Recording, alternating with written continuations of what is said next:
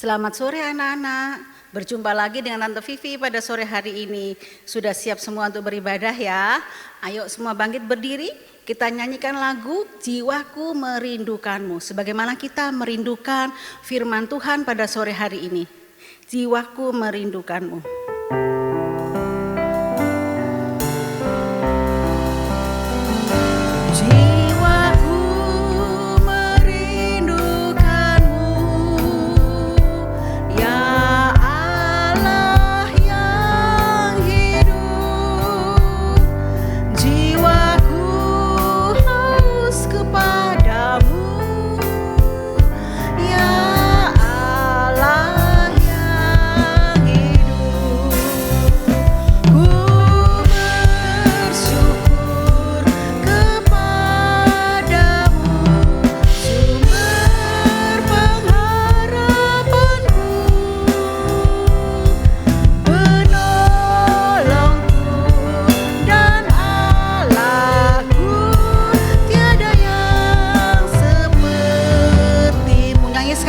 Dengan penuh kerinduan, jiwaku merindukanmu, ya Allah yang hidup. Jiwaku haus kepadamu, ya Allah yang hidup. Ku bersyukur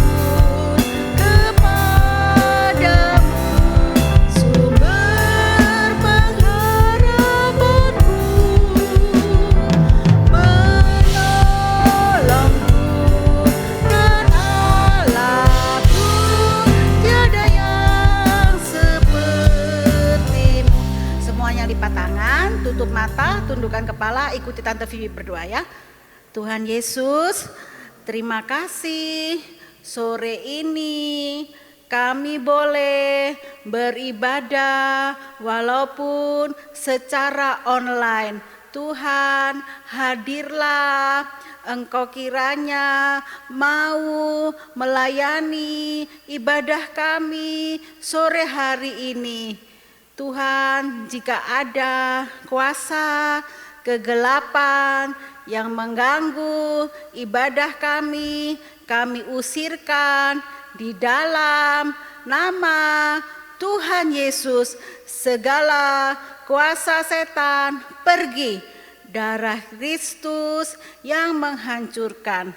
Terima kasih Tuhan, Engkau pakai pelayan-pelayanmu pada sore ini, di dalam nama Tuhan Yesus Kristus kami telah berdoa. Haleluya, haleluya, amin. Silakan duduk kembali. Siapa yang anak-anak kalau sekolah suka terlambat? Gak ada ya? Takut dihukum. Kalau sekarang sekolah terlambat dihukum ya. Kadang ada yang jadi gak boleh masuk sekolah. Nah, kalau anak-anak ke sekolah cepat berangkatnya, biar nggak terlambat. Kalau sekolah minggu juga harus cepat berangkatnya, jangan telat-telat. Kalau sekolah minggu di Malang kan kalau yang di offline kan jam 10. Jam 10 kurang 10 baru bangun. Nah, jangan ya, jam 10 kurang 10 udah harus di gereja harusnya.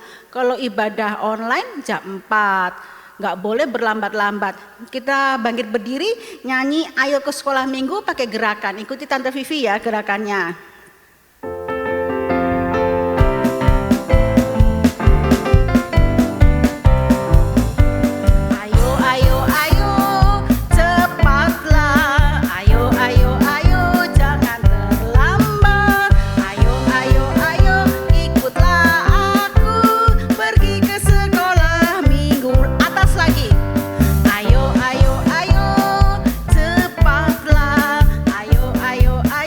Jangan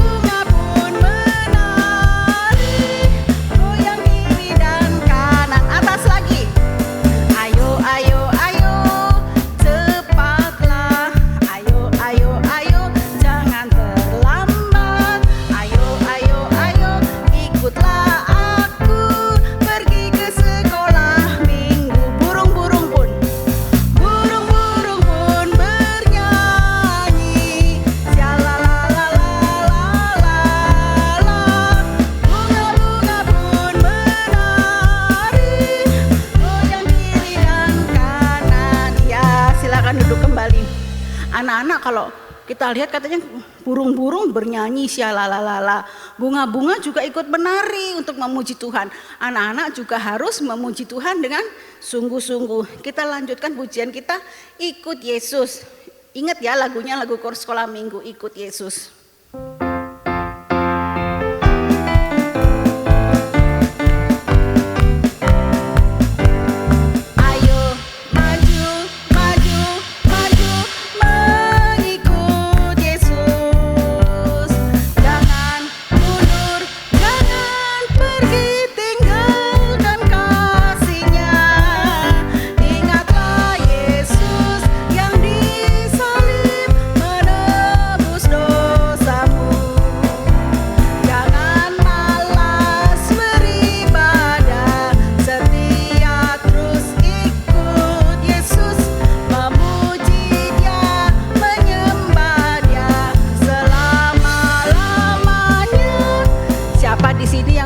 Malas-malasan kalau beribadah, atau udah ibadah, sudah datang sih di gereja, sudah di depan laptop sih, sudah di depan TV, sudah di depan HP untuk ikut sekolah minggu online, tapi pikirannya masih kemana-mana, masih ingat pizzanya yang belum dimakan, atau masih ingat mainannya yang belum diberesin ya. Harus setia beribadah, jangan malas. Jangan suka terlambat-terlambat ya. Nyanyi lagi, ayo ikut Yesus ya. Ayo maju-maju.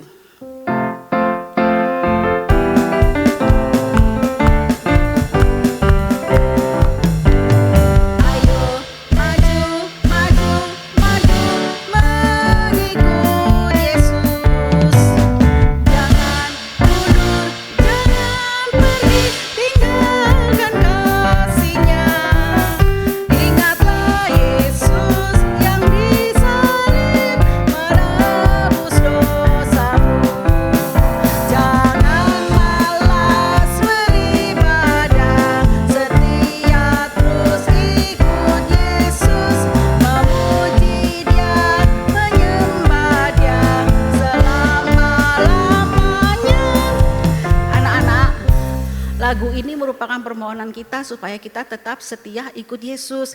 Kalau sekarang anak-anak masih sekolah minggu, masih didorong oleh orang tuanya untuk beribadah. Puji Tuhan, anak-anak belajar untuk beribadah dengan sungguh-sungguh untuk setia. Nanti kalau sudah besar, ingat ya anak-anak, Tuhan Yesus sudah berkorban buat kita. Jadi anak-anak jangan meninggalkan korban Kristus, jangan mundur, jangan pergi. Nanti kalau sudah besar, biasanya banyak yang meninggalkan Tuhan karena apa? Karena masalah jodoh. Tante Vivi banyak lihat murid-muridnya sekolah minggu Tante Vivi yang dulunya setia, rajin ibadah, besar-besarnya akhirnya meninggalkan Tuhan. Tante Vivi sedih, menangis ya. Anak-anak minta sama Tuhan ya, supaya anak-anak tetap setia. Jangan goyah walaupun dengan halangan apapun, dengan cobaan apapun ya. Kita lanjutkan pujian kita.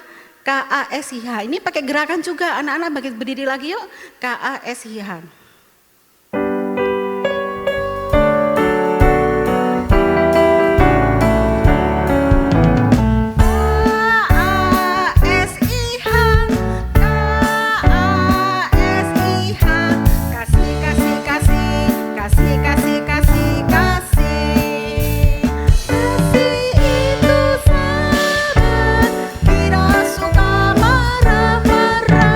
Sayang kepada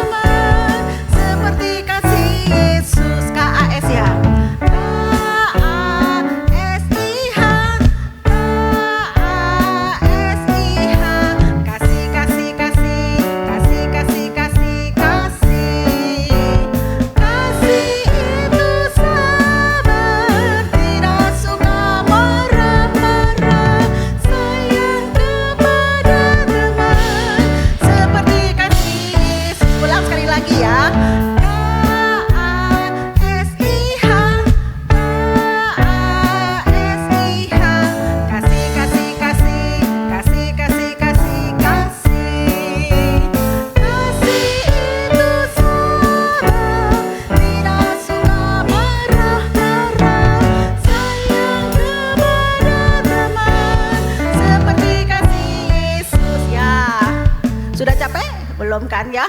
Ya, kita belajar untuk mengasihi sesama, terutama mengasihi Tuhan. Kita lanjutkan pujian kita, kasih Yesus indah, indah, oh indah.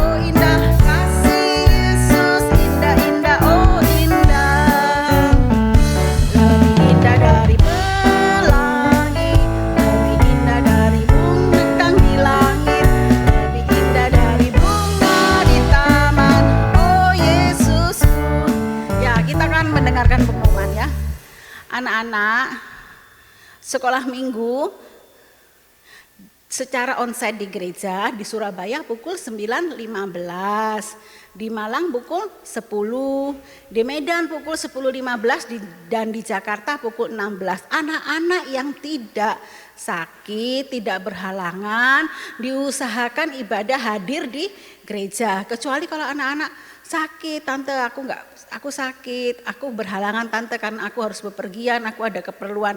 Anak-anak boleh mengikuti ibadah secara online di pukul 16 ya. Setiap kali beribadah, anak-anak harus berpakaian yang berantakan, enggak, yang rapi. Jangan lupa disiapkan apa? Jangan lupa disiapkan pisang gorengnya tante. Loh, kamu ibadah pisang goreng. Jangan lupa disiapkan Alkitab dan alat tulis untuk yang sudah bisa membaca dan menulis. Alat tulisnya buat mencatat firman, bukan buat menggambar-gambar atau menulis-nulis yang lain ya.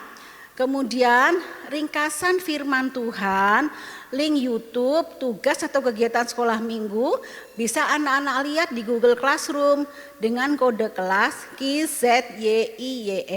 Itu setiap minggu tetap diupload, jadi anak-anak tetap bisa mengikuti ya.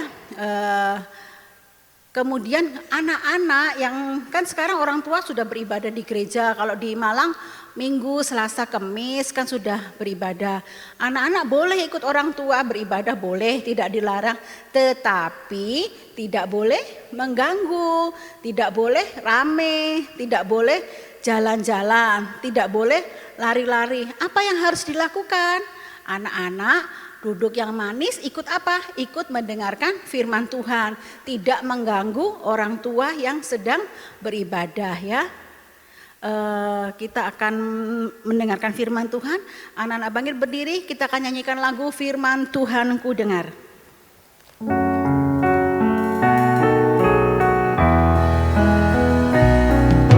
Firman Tuhan ku dengar.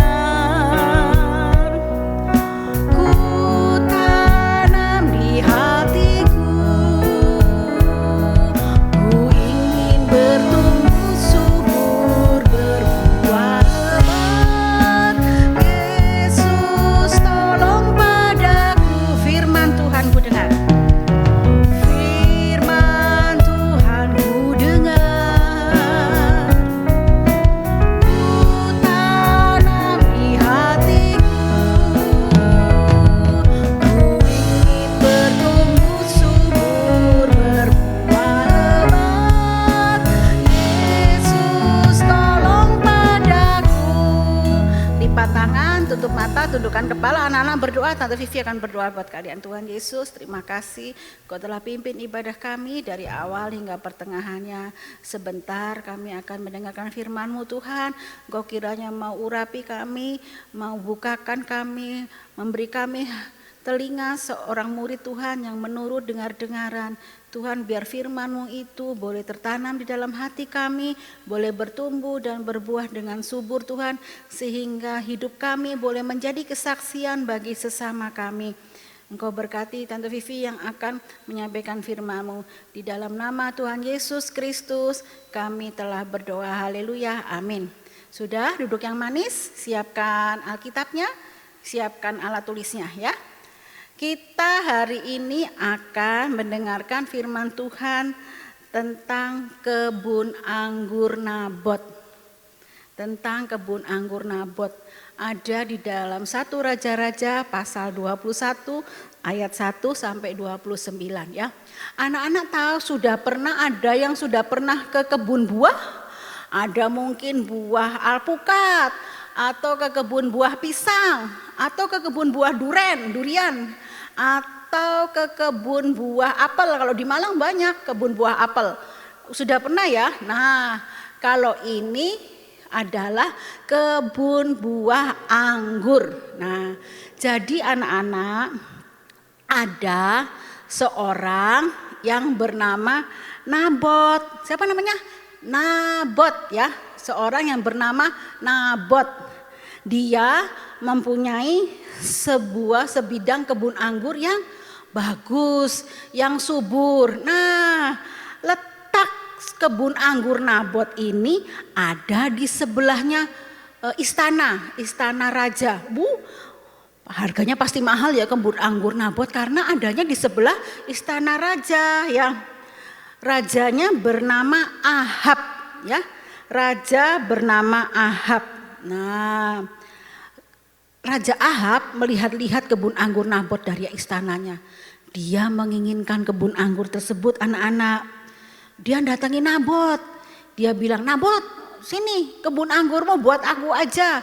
Nanti aku jadikan kebun sayur.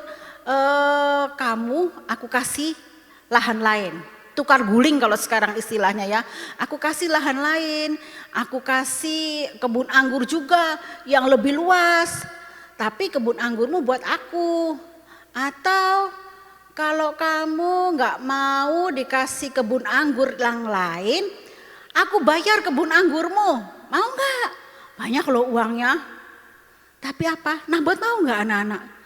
Nabot tidak mau anak-anak. Ditawari raja uang yang banyak, gak mau dia. Kenapa? Kenapa Nabot tidak mau? Karena kebun anggur yang dia miliki itu adalah warisan dari keluarganya. Oh enggak raja, aku enggak akan menyerahkan kebun anggurku kepadamu. Karena ini adalah warisan dari keluargaku. Kebun anggur ini biarlah tetap menjadi milikku. Walaupun kamu nawari aku uang segudang. Walaupun kamu nawari aku kebun yang luas, enggak mau. Aku tetap mau yang ini. Nah, waktu raja mendengar perkataan Nabot anak-anak, apa yang terjadi? Raja Ahab marah. Lalu kemana? Lalu pulang ke istana tuh lihat sambil cemberut, rajanya cemberut. Dia langsung naik tempat tidur, tertelungkup, tengkurap kalau sekarang orang bilang, dan gak mau makan. Wah, ngambek rajanya ya. Nah, siapa di sini anak-anak yang masih suka ngambek? Kayak Raja Ahab ini ngambek.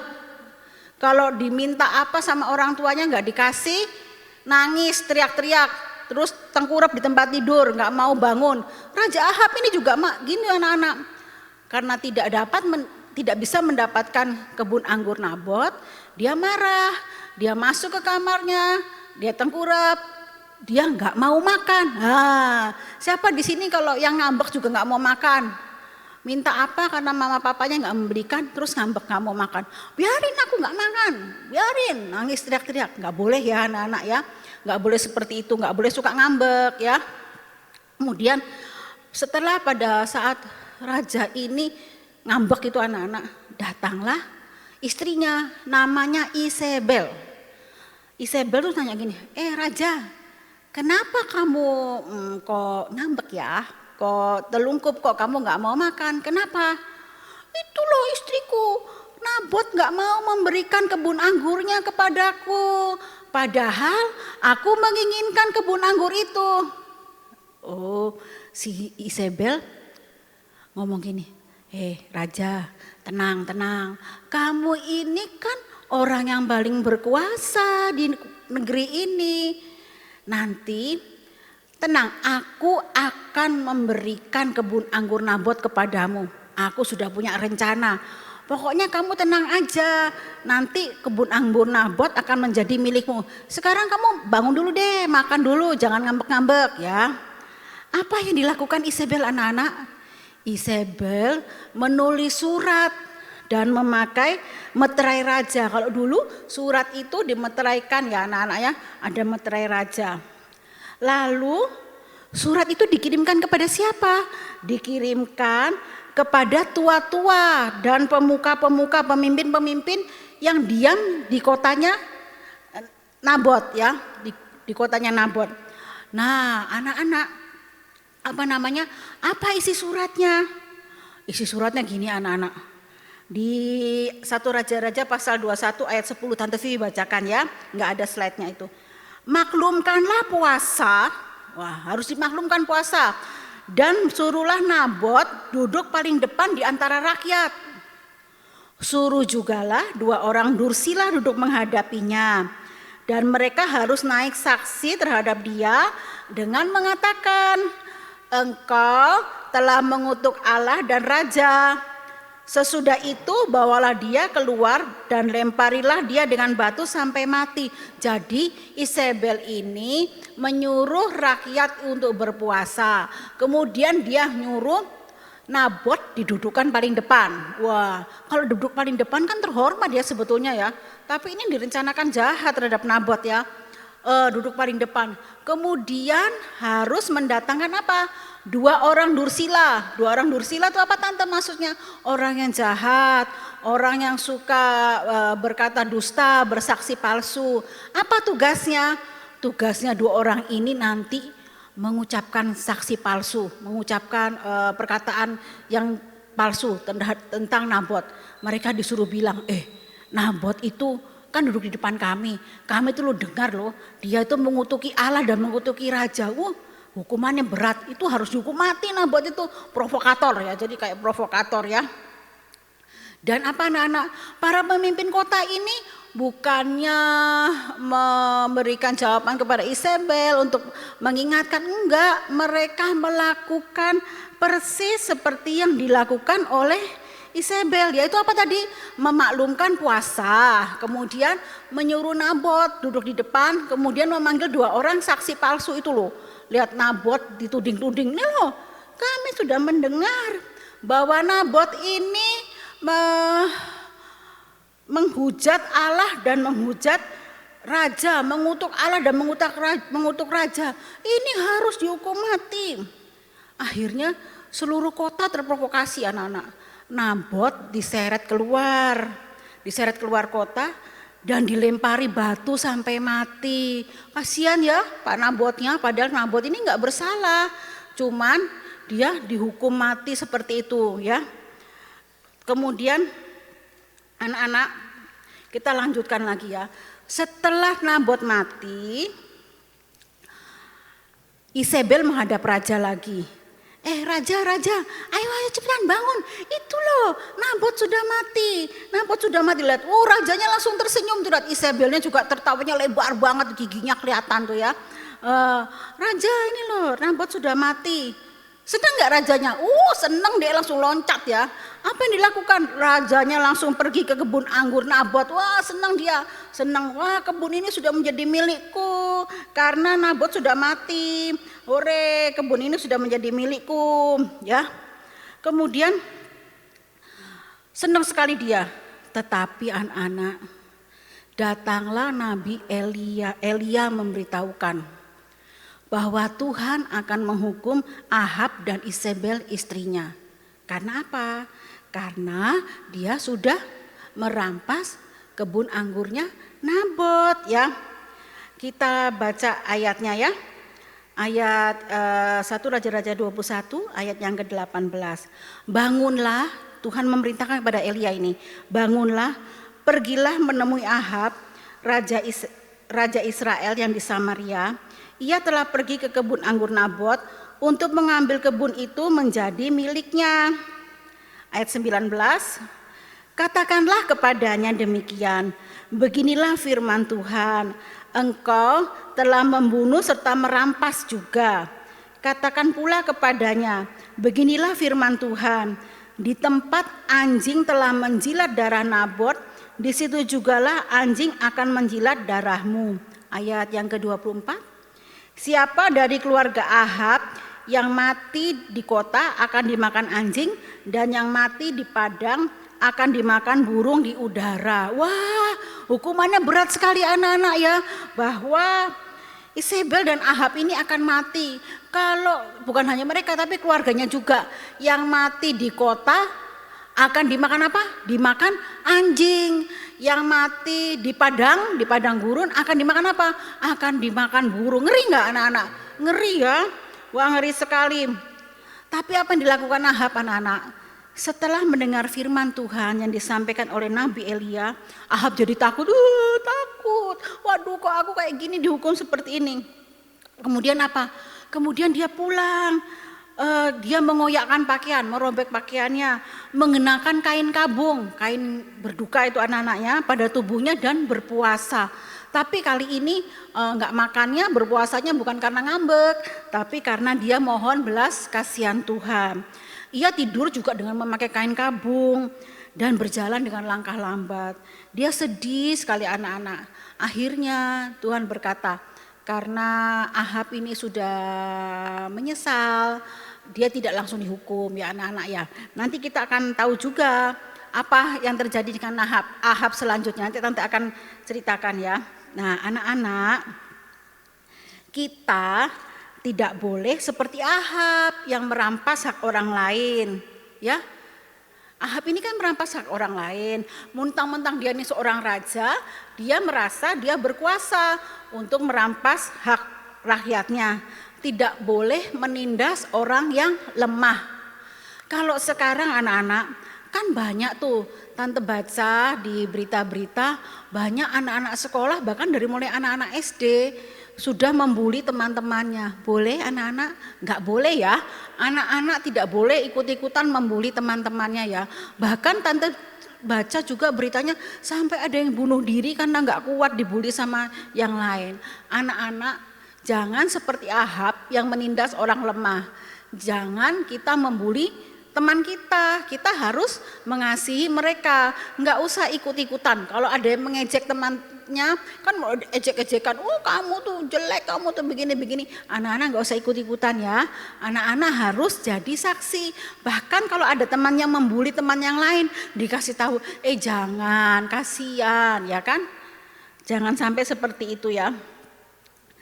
Firman Allah mengatakan bahwa di Amsal pasal 22 ayat 22, kita baca yuk, Amsal pasal 22 ayat 22 ya.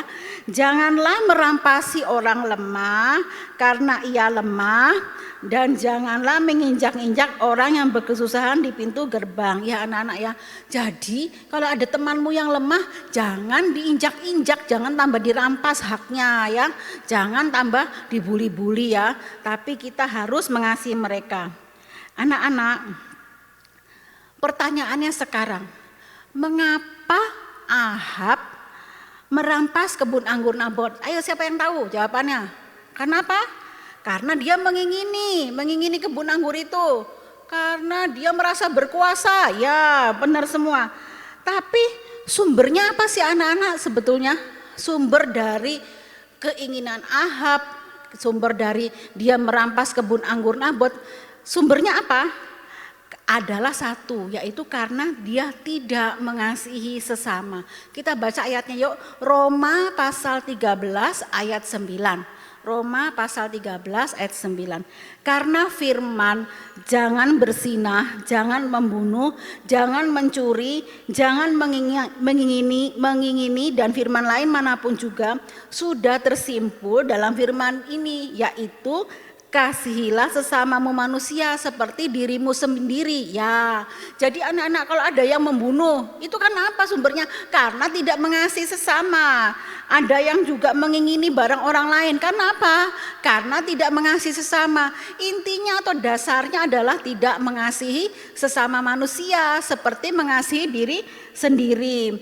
Anak-anak, firman Tuhan mengajarkan kepada kita untuk mengasihi sesama. Boleh membenci sesama? Enggak boleh.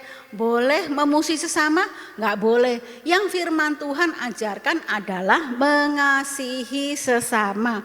Baca ayatnya yuk, Matius pasal 22 ayat 39. Matius pasal 22 ayat 39. Tante bacakan ya. Dan hukum yang kedua yang sama dengan itu ialah kasihilah sesamamu manusia seperti dirimu sendiri. Hukum yang pertama apa? Kasihilah Tuhan Allahmu. Yang kedua apa? Kasihilah sesamamu manusia seperti dirimu sendiri ya. Anak-anak belajar mengasihi sesama seperti kita mengasihi diri sendiri. Ada yang suka mukul dirinya sendiri? Gak ada kan? Nah juga anak-anak berarti tidak boleh memukul temannya ya. Sekarang tadi kan Tante janji akhir hidupnya Ahab tuh gimana Tante? Akhir hidupnya Ahab adalah dia mati dan darahnya dijilat oleh anjing. Kita baca ayatnya yuk, 1 Raja-Raja pasal 22 ayat 38. Tante Vivi bacakan. Ketika kereta itu dicuci di tepi telaga Samaria, maka darah raja dijilat anjing. Sedang perempuan-perempuan Sunda mandi di tempat itu sesuai dengan firman Tuhan yang telah diucapkannya. Jadi pada waktu itu ada perang anak-anak, ada perang. Kemudian Ahab ini menyamar menjadi tentara biasa. Terus ada seseorang yang menembakkan panah secara sembarangan terkena di Ahab. Ahab akhirnya mati. Nah kemudian apa? Darahnya dia kan mengalir di kereta yang dia tumpangi. Nah pada saat keretanya dicuci di tepi telaga ini, darahnya dijilat oleh anjing. Artinya apa anak-anak? Akibatnya apa? Dari dosanya Ahab, dosa tidak mengasihi sesama, yaitu jatuh dalam berbagai dosa. Seperti tadi Tante Vivi bilang, ada yang mengingini, ada yang membunuh, ada yang mencuri. Itu karena apa? Karena tidak mengasihi sesama. Karena tidak mengasihi sesama akibatnya jatuh ke dalam berbagai dosa. Kemudian yang kedua apa? Akibatnya adalah mati rohani. Seperti Ahab, dia kan akhirnya mati ya anak-anak ya. Firman Tuhan sampai di sini. Anak-anak Tante kasih ayat hafalan ya. Ayat hafalannya di Matius pasal 22 ayat 39. Dan hukum yang kedua yang sama dengan itu ialah kasihilah sesamamu manusia seperti dirimu sendiri ya. Kita belajar untuk mengasihi sesama. Nanti Tante upload di Google Classroom untuk ayat hafalannya ya. Anak-anak kita belajar bersama-sama untuk mengasihi sesama kita seperti kita mengasihi diri kita sendiri. Bangkit berdiri, kita belajar nyanyi lagu Kasihilah Sesama ya.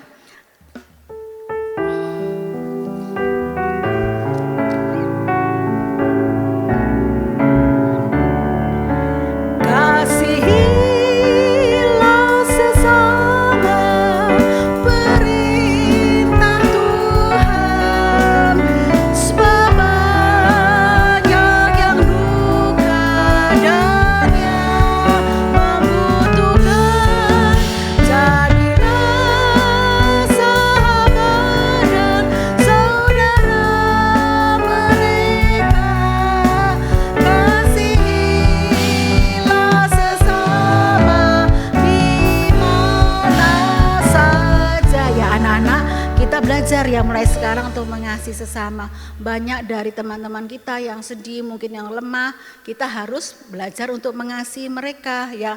Bukan membenci mereka, bukan menghina mereka, bukan membuli mereka, tetapi mengasihi. Nyanyi lagi, sekali lagi dengan lebih sungguh-sungguh. Kasihlah sesama.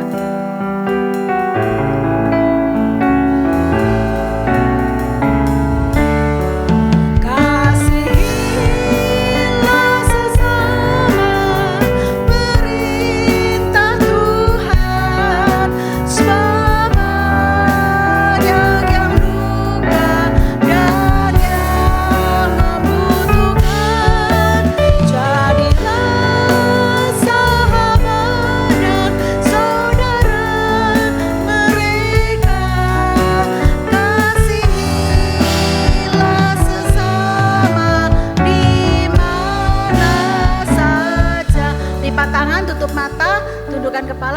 Tante Vivi berdoa. Tuhan Yesus, terima kasih atas firman yang telah kami terima. Tuhan, ajar kami untuk mengasihi sesama kami seperti kami mengasihi diri kami. Ajar kami untuk tidak menindas yang lemah, tidak membuli teman-teman kami. Tuhan, biarlah kami menjadi saksi dan terang-Mu dimanapun kami berada. Tuhan, pimpin kami sepanjang minggu ini. Engkau beri kepandaian, rasa takut akan Tuhan kepada kami dalam kami menjalani hari-hari sekolah kami. Terima kasih Tuhan, himpunkan minggu depan supaya kami boleh beribadah kembali. Di dalam nama Tuhan Yesus kami telah berdoa. Haleluya, haleluya, amin. Selamat sore anak-anak, Tuhan memberkati.